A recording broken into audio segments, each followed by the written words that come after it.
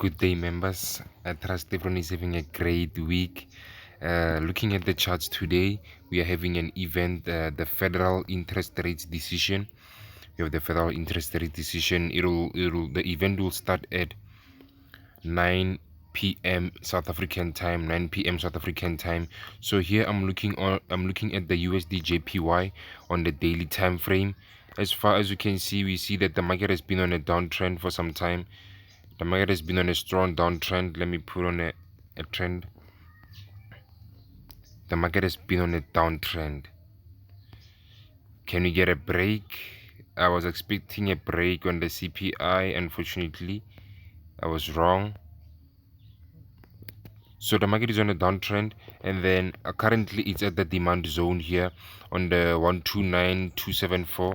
So that's where I'm anticipating something like a buy, because previously, if I'm looking accordingly, previously here the market is at this point whereby the previous time it impulsed out of the chart, it impulsed out of the price. Let me set this. Price impulsed out of there. Price impulsed out of there and went there to retest that zone. From there it went up and broke this high there and retested a bit, but it retested there not too strong, and it went up again and went back to retest that zone, unfortunately, and went up and then broke up that low, retested a small retest, but it still need a retest to test that zone. We still need a retest to test that zone. If you can see clearly, this zone was not, it was broken, but was not tested. It was tested just a little bit. We need just a test even to tap there, to tap that 1146, you see.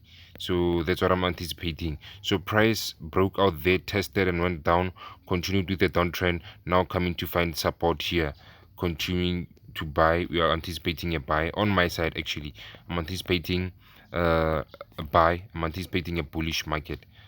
I'm anticipating a bullish market. Let me go to the smaller time frame, the 4 hour. So on the 4 hour we have currently we have a consolidation, so we'll have a spike that might occur.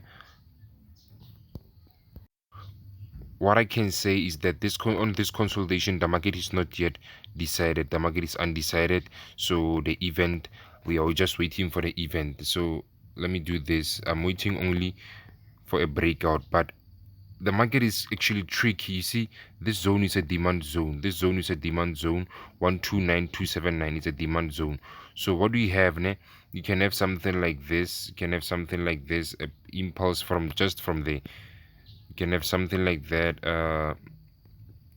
Let me set this. We can have this. I'm actually bullish on the dollar. I'm bullish on the dollar. I'm bullish on the dollar. Long term, I'm bullish.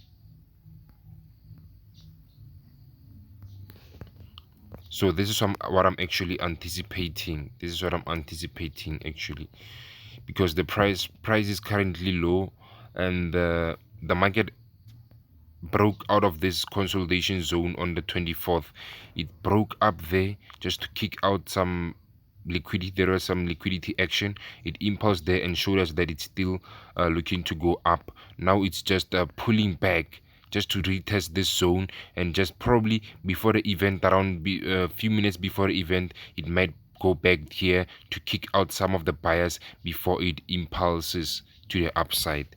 This is what I'm anticipating on the USD JPY for the federal interest rates decision event. Going forward, looking at the Euro USD on the daily time frame, as I can see, this price have been on an uptrend for quite some weeks and days, considering that the dollar has been positive, has been negative for some time. So if you know, there's a correlation between the dollar index and the forex pairs.